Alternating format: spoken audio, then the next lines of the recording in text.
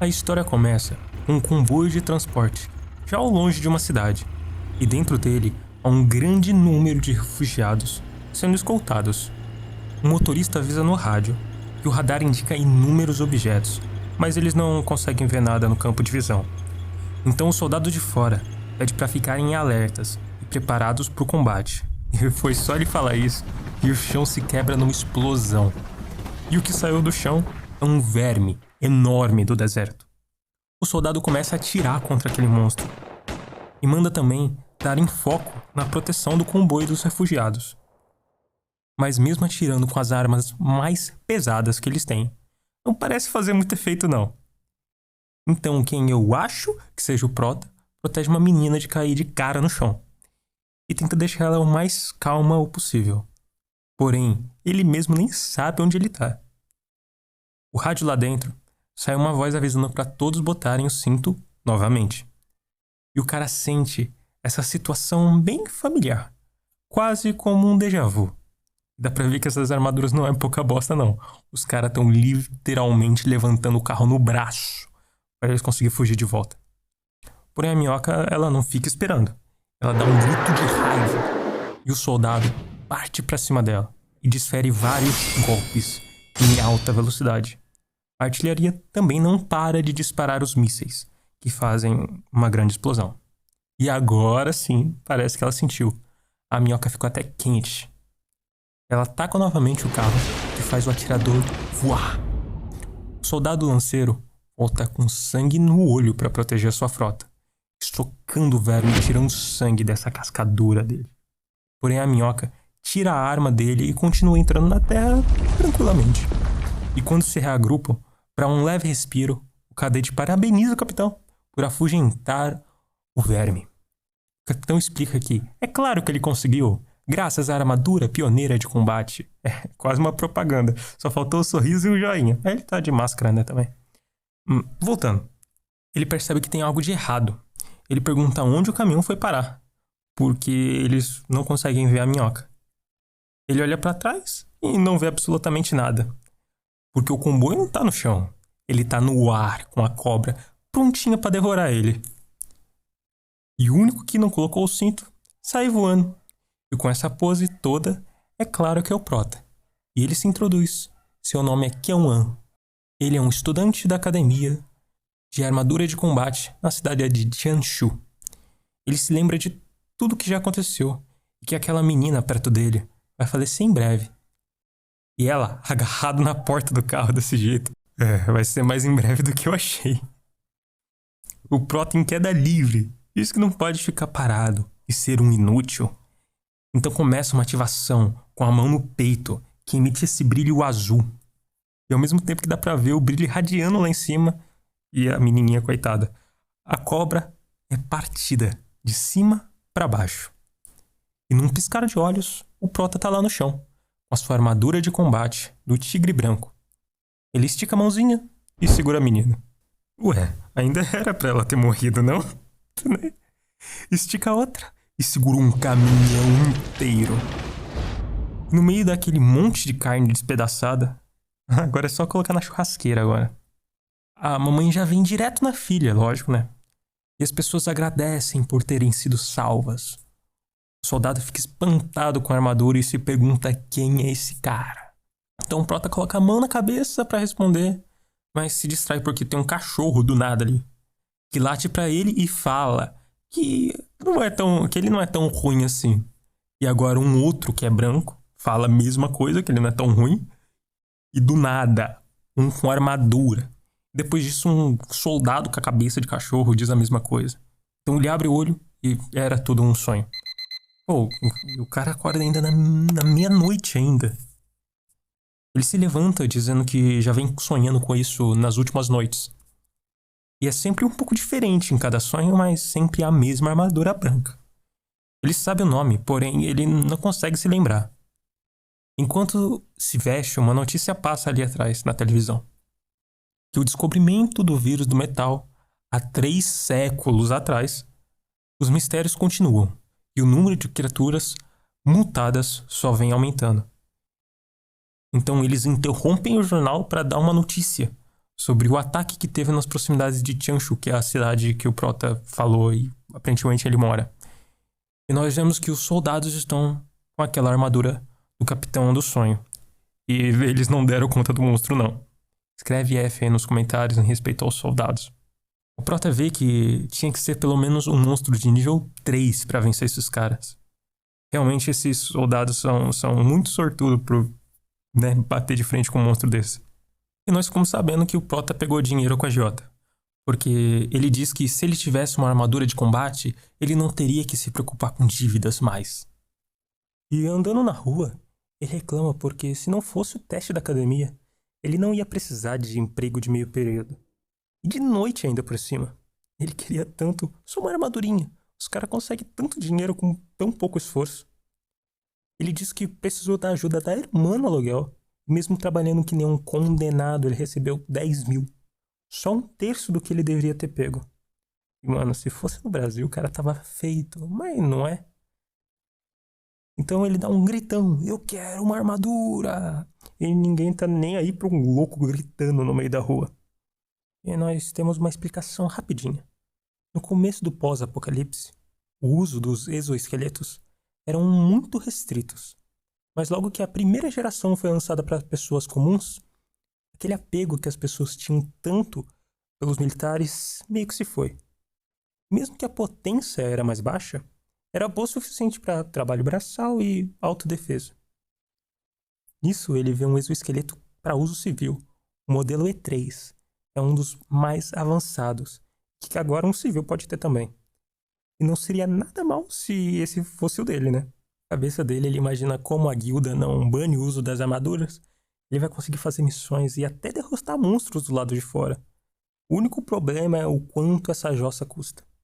E cara, ela simplesmente custa 1 milhão. Eu entendo ele ter xingado e falado que isso é um roubo. E o sonho do Protinha se quebra em 1 milhão de pedaços. Ele continua embasbacado que você é assaltado e a armadura vem de brinde. Ela nem é tão mais forte assim que as outras. Porém, o que eu tô assustado mesmo é que ele tá ganhando quase 1 bilhão. Ele fala sobre o governo aumentar o preço das armaduras e controlar o mercado. Porém, de qualquer forma, você tem que ter as credenciais, senão a aposta é ilegal. E dá pra pegar de duas formas. Comprando, óbvio, né? Um mundo é de quem tem dinheiro, ou via academia. Porém, ele não tem tanta certeza assim se ele vai conseguir. E por isso ele precisa pensar de maneiras de conseguir a sua própria armadura. Então corta a cena para outro dia. Ele ainda tá deitado na cama, analisando qual armadura que ele vai comprar. Nem a gente que fica vendo qual é o PC que a gente vai comprar, tendo nem 20 conto no bolso. Ele só ficou meio assim porque vai que ele passa no teste e acaba ficando na logística. Nisso, a irmã do Prota abre a porta falando pra Bela Adormecida levantar. Ele diz pra Kyun-na: por que você não bate primeiro? Você me xingou quando eu entrei no seu quarto. Isso é hipocrisia. Ela pergunta se é assim que fala com ela. Será que ele vai querer tomar outra surra? Só entrou pra avisar que não vai com ele depois de amanhã. Ele só pra irritar fala que além de hipócrita, tem muita vergonha de encarar os seus próprios erros. E por isso que ela não consegue um namorado. Ela, brava, tá com o cubo na cabeça dele gritando que ele nem nunca namorou. Ela diz que a discussão acabou e é pra ele ficar com essa caixa. Ele, com a cabeça ainda doendo, pergunta pra que isso? Isso aparentemente é o núcleo dos bichos, e como ela trabalha na guarda da borda, ela acaba conseguindo de vez em quando. A Kyun-na fala pra ele se lembrar de vender o cristal ainda na semana que vem, pagar as contas da casa e ele pode ficar com o que sobrar. Ele questiona por que ela não vende o cristal. E nem compensa vender agora, seria melhor esperar mais um pouquinho. Ela brinca com ele dizendo que não é o espertão. Se ela ir lá e vender, provavelmente todo o dinheiro que vai conseguir vai ser tudo abatido na dívida da casa. E jogando um charminho, diz que também ele é muito melhor do que ela fazendo negócios. E ele não quer que a única coisa que eles têm da família, que é a casa, seja tirada deles, né? O Prota enxerga que o flertezinho não tá ruim não. Talvez, quem sabe, ela até consiga deixar de ser solteira. Tô aqui, tá? Ela, toda bravinha, diz pra deixar a vida amorosa dela quieta. Mas, voltando ao estado normal, dizendo que ela tá atrasada pra missão. e deseja sorte para ele na prova. Isso enquanto bate a porta. E vendo aquele núcleo de alto nível, ele pensa que ela foi bem generosa e é cortado para 2 alunos na sala dentro da escola de Tianshu. E a que está debruçada na mesa diz que ela queria tirar notas melhores dessa vez. As delas não são nem metade do que a irmã do Prota tirava. O amigo dela fala para ela não ficar se comparando, ainda mais com a Kiona, a Ana. Todos têm seus limites, pois ela foi a melhor estudante de todos os tempos. Ela é aquele 1 em 1 milhão. A menina se pergunta por que ela recusou a oferta do grande conselho. Ela tinha um lindo futuro na metrópole, mas ela largou tudo. Isso não faz o menor sentido. O rapaz explica que talvez ela tenha ficado por conta do irmão, e o Tião só voltou depois que ela se graduou. E na lista de gênio dos estudantes, ele não fica muito atrás da irmã. A menina tirando o sarro diz que aquela lista tem tanta veracidade quanto o rato dela que luta karatê. Porém, ela também ouviu que tem um gênio que veio do nada e tá na série deles. Ela pergunta se ele sabia. Ele só responde não. Pra ser mais exata, ele é o terceiro melhor. O mal é que ele veio da plebe e por isso é mais difícil receber os direitos para usar as armaduras. O cara fala que o talento não tem nada a ver com a linhagem, e os 2 irmãos são a prova disso. A garota então diz que é claro que sim, as famílias com linhagem alta costumam ter mais recursos, aumentando a chance de conseguir aqueles exoesqueletos melhores, e todos os maiores da academia, tirando aqueles 2, são nobres. Então uma pessoa abre a porta, que eu não sei se é homem ou se é mulher, porém os 2 que antes estavam conversando agora não passa nem uma agulha. Mas enquanto eles continuam conversando do teste, o cara, que é um homem, o Sheng, só se senta. A menina agora tá elogiando o Prota, dizendo que ele tem um futuro brilhante. Isso se ele passar no teste, conseguir uma armadura de alto tier. Quem sabe ela consiga um namorado que nem o Tião? E depois de um simples... O silêncio toma a sala por um segundo. Então ele abre a boca falando que a família do Tião já caiu. Ele não sabe o que eles fizeram para ser expulsos da metrópole de Yueheng. E como alguém que cheira a pobreza pode vir de uma família renomada. E depois de falar mais e mais merda do Tião, uma menina corta aquela falação do Sheng e diz que aquele cheirinho salgado no ar era só alguém sendo invejoso. O cara, ouvindo isso, se estressa e só coloca o fone de novo, enquanto esbraveja que ele não discute com menininhas.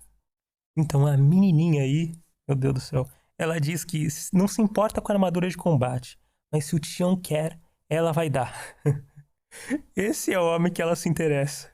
E agora o Tião sentado no ônibus, vendo um comercial passar. Nele, um grupo de soldados está indo em direção à cidade de Tianshu. De novo. Os soldados estão ficando para trás e pedem para o capitão desacelerar um pouco. O capitão fala que ele só está aquecendo. Porém, ao terminar de falar isso, ele sente um líquido quente nas suas costas.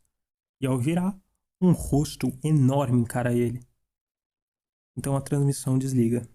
A cidade é mostrada com uma visão panorâmica e diz que a nossa casa deve ser protegida. O general também diz que a cidade é perfeita, enquanto 2 crianças brincam ao fundo. Enquanto ele dá bom dia para as crianças, uma sombra aparece e acaba com tudo. Ele diz que tragédias como essa acontecem sempre e você pode ser o próximo.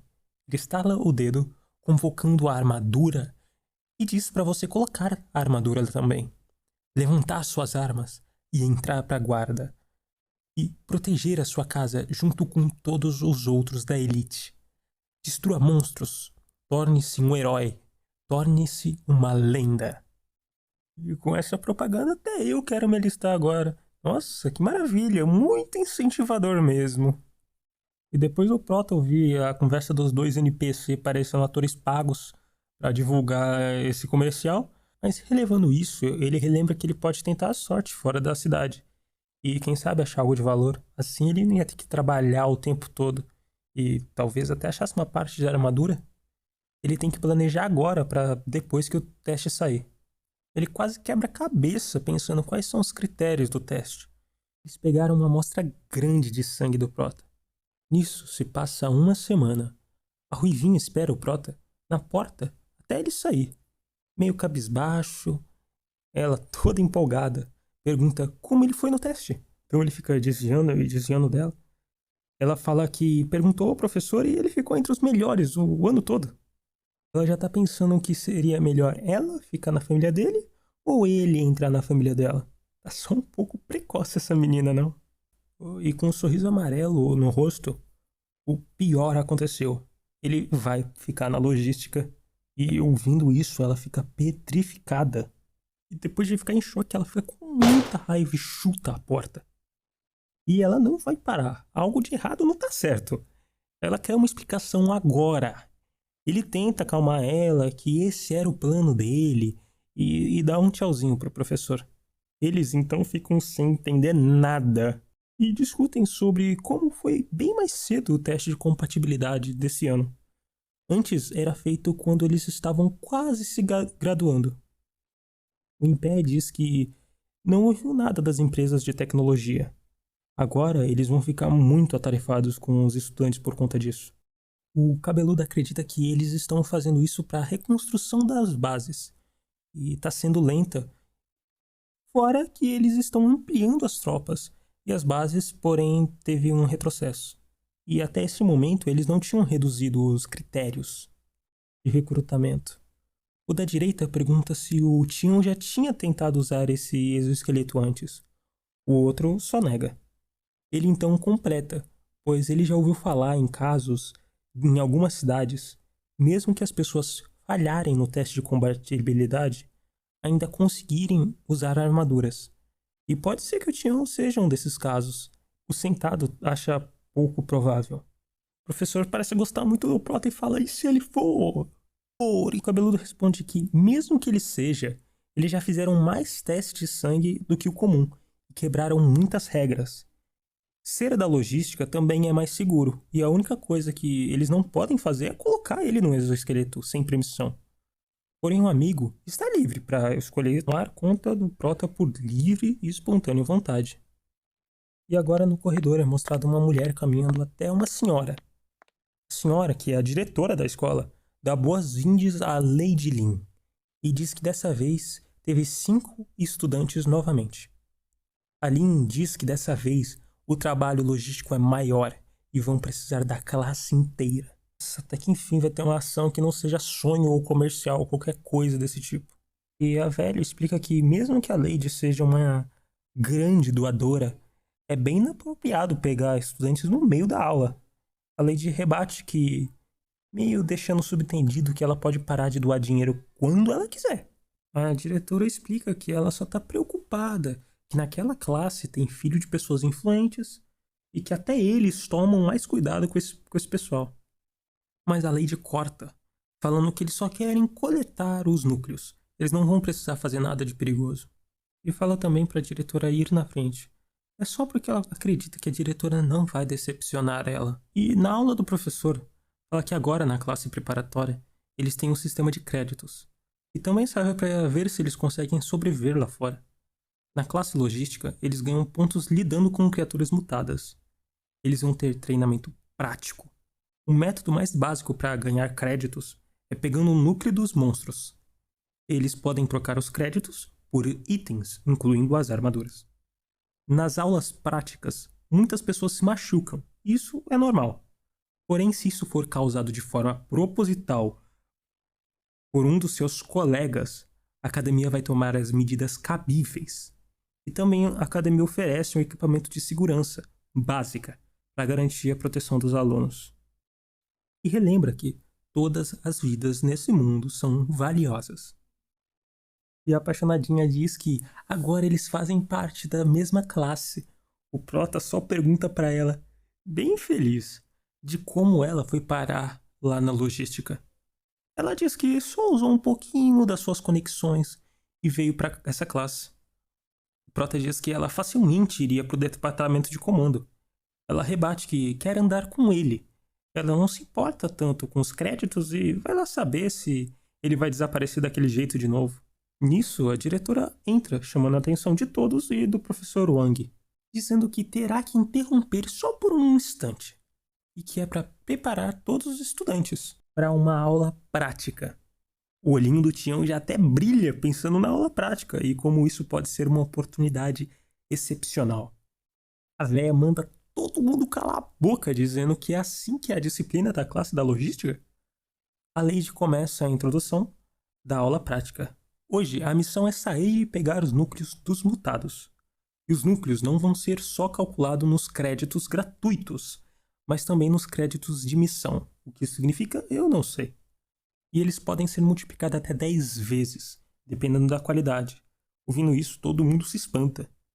E não é só isso também. Ela vai dar uma armadura completa por 6 meses para quem trazer os melhores núcleos mais rápido. Cara, essa esmola tá demais. Eu não sei não, viu? Ela fala que ela não se importa no que eles vão usar a armadura. Contanto que, no final do tempo, ela não tenha faltado nenhum pedaço, tá tranquilo. A diretora fala que dar armaduras assim é contra a regra da academia. A Lin então diz que quem falou que é a academia que vai dar a armadura, ela que vai dar. A diretora diz então que é melhor que isso seja verdade. E falando alto agora, para todos ouvirem, que isso é uma oportunidade difícil de conseguir. Então é para eles aproveitarem. E quem quiser é para passar lá no escritório logístico para se registrar. O Tião pensa que 6 meses é pouco tempo, mas deve ser o suficiente. O ruim é que eles não sabem qual vai ser o distrito que eles vão. E isso pode ser bem perigoso. E quando ele olha pro lado, procurando a Ruivinha, quem disse que ela tá lá? Ela já foi, já. E lá nas ruínas o professor tá auxiliando, passando as instruções, falando para que os alunos garantam que a área é segura antes de começar a coleta. Ele também entrega um rastreador, para que em caso de emergência eles só pressionem o botão. Enquanto ela se arruma, o Prota pergunta para que ela veio se ela não precisa de dinheiro e nem de créditos. Ela brinca perguntando se ele está preocupado com ela, mas responde que sempre ficava em casa, e essa era a oportunidade boa para ela sair. Como ela tá com rastreador e armadura básica, ela com certeza é mais rápida do que o normal. Então é ele que vai precisar da ajuda. E o assistente da Lin perguntando para ela para que ela trouxe esses estudantes inexperientes e ainda ofereceu como recompensa 2 exoesqueletos. Ela diz que as pessoas com experiência falam demais e para os experimentos que eles estão fazendo é melhor que sejam estudantes. A academia não vai se importar com pessoas fracas. Isso barateia as coisas também. E ela pergunta sobre os combatentes que ainda não voltaram. O assistente diz que mandaram uma mensagem há 30 minutos atrás e que a missão foi completa. E vendo isso, eles já deveriam realmente ter voltado. Isso mostra um bicho gigante andando dentre os prédios. Esse bicho toma um tiro nas costas, que faz um leve ferimento. O soldado grava uma mensagem que o teste 21 do rifle teve uma dispersão de energia e não foi capaz de dar um tiro letal nos monstros de alto nível acima do nível 4. Mas a mensagem falha e não é enviada. Ele pensa que, mesmo tendo a dispersão, ainda é forte o suficiente. Só gasta energia a rodo. Porém, o mais importante é como a base ainda não notou nada de errado. E é pena que agora ele só tem munição para mais um tiro. Ele tem que achar um jeito de pegar a lança dele de volta. Ele ouve barulho de passos e é uma espécie de felino que pula para cima dele. E com um gatinho bonzinho na frente dele, ele só precisa que o gatinho chegue mais perto. O gato pula para cima dele, que desvia facilmente para o lado, colocando o gato na mira. Ele dispara essa ignorância. Mas com toda ação tem uma reação. O Godzilla da Shopee ouve o tiro do soldado, que só tem tempo para falar merda. Então voltamos pro Tião, em cima de uma armadura de artilharia pesada. Tá sem suporte, porém vale uma grana se conseguir levar para vender isso. Nisso, um terremoto derruba ele e um rato aparece, indo para cima dele vendo a abertura. Mas com apenas um golpe ele mata o roedor zumbi. Então o Prota começa a divagar sobre o que está acontecendo. É uma missão de coleta apenas. Agora vem um terremoto inesperado e uns monstros começam a aparecer. Ele acha que é melhor ele voltar para a base e ver o que ele faz daí.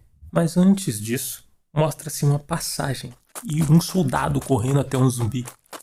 Ele só atropela um zumbi e passa facilmente. Ah, é aquele soldado que tá vivo ainda. Calma, ele diz que monstro é esse? Ele não tá registrado em nada. O bicho arremessa a pedra e parece que ele foi. Mesmo que era outro soldado, morreu também. E no acampamento agora eles não têm nenhum registro dos soldados. E eles estão detectando um monstro nível 4. Eles não têm combatente o suficiente para encarar isso. Ela pergunta e o rifle que eles estavam testando. Ele responde que não tem contato e nem sinais vitais. Porém, o sinal de nível 4 tá vindo da rota de retorno daquele soldado que acabou morrendo.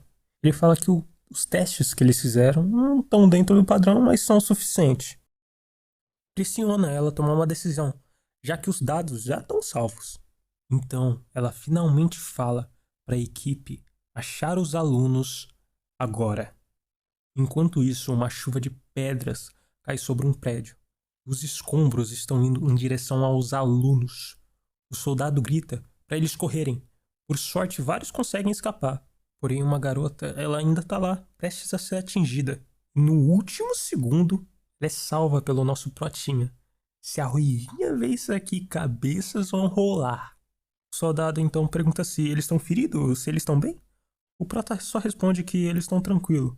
E pergunta se eles viram a ruivinha. E dá pra ver claramente que a menina tá super bem, nem um pouco traumatizada. O soldado fala pra eles voltarem pra base, porque lá é mais seguro. Eles param por um segundo ao ouvir um som e eles começam a correr. E um soldado é morto ao longe. Eles olham pra trás e zumbis chegaram aonde eles estavam. Enquanto os estudantes correm, os soldados tentam suprimir os zumbis. A menina, que é a mais sortuda de todas, agora tá de cara com um zumbi que tenta morder ela, mas que novamente é salva pelo nosso Tião Sucata. E agora quem tá sendo atacado pelas costas é o nosso Protinha. Esse cachorro vem pra morder ele e é finalizado bem no pescocinho. E logo após é tacado no chão. E o nosso Protinha, agora cansado e sem a faca, ainda pensa como seria mais fácil se ele tivesse uma armadurinha. Ele, no meio desse bololô todo, ele foi ferido na perna. E por conta do ferimento, ele vai andar mais lento se ninguém ajudar ele. Mas olhando pra trás, os outros estão bem lascadinhos também, com aquele Godzilla. E os bichos que o Protinha finalizou agora começaram a brilhar. E a sua ferida, que antes sangrava, não sangra mais. E então a perna dele é curada completamente. E até os outros monstros começaram a brilhar também. E essa energia vai fortalecendo ele. E se você quiser me fortalecer, você pode deixar o like e se inscrever no canal. Eu agradeceria de coração. Incentiva muito mesmo. Um beijo, um abraço e falou.